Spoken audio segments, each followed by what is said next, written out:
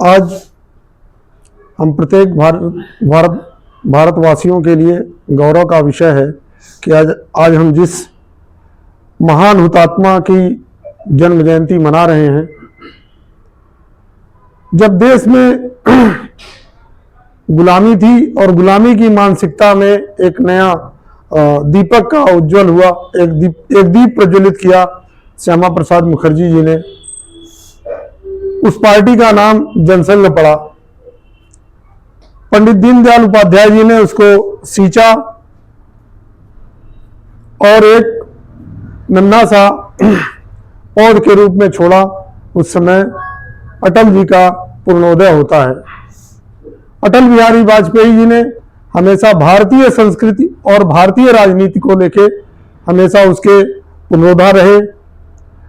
राष्ट्रीय स्वयंसेवक संघ के प्रचारक के नाते उनकी संगठन में एंट्री होती है। एंट्री होने के बाद बहुत दिनों तक प्रचारक रहते हैं। प्रचारक रहने के बाद पांच जन्य सामाजिक समाचार पत्र को लिखना शुरू करते हैं। धीरे धीरे जीवन को और अपने आगे बढ़ाते हैं।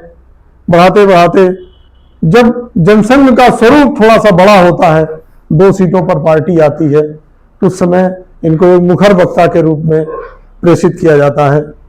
भारतीय जनता पार्टी की स्थापना अटल जी के नेतृत्व में हुई। इससे पहले यह पार्टी भारतीय जनसंघ के नाम से जानी जाती थी। हम लोग भी जो इनसे इंस्पायर हुए, तमाम ऐसी कविताएं हैं।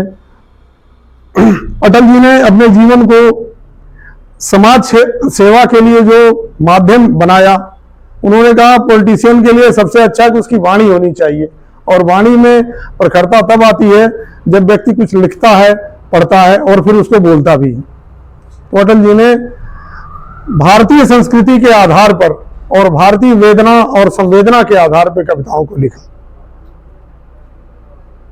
तमाम ऐसी 2-2 लाइन की कविताएं हैं जो हृदय को स्पर्श करती हैं। हम भी अपनी युवावस्था में इनकी एक कविता से इंस्पायर हुए। वो कविता थी, हिंदू तन मन हिंदू जीवन, रग रग हिंदू मेरा परिचय, मैं शंकर का वह क्रोधानल, कर सकता जगती छार छार। हिंदू तन मन हिंदू जीवन, रग रग हिंदू मेरा परिचय। 25 स्टैंजा की यह कविता है। उन्होंने कहा गायत्री 24 की होती है और हिंदू उसमें एक प्लस हो जाता है, तो 25 स्टैंजा की वो कविता बहुत बड़ी कविता है लगभग उसे बोलने में। और उस समय मैं BSc का स्टूडेंट था, तो मैंने पूरी कविता रट डाली थी उस समय।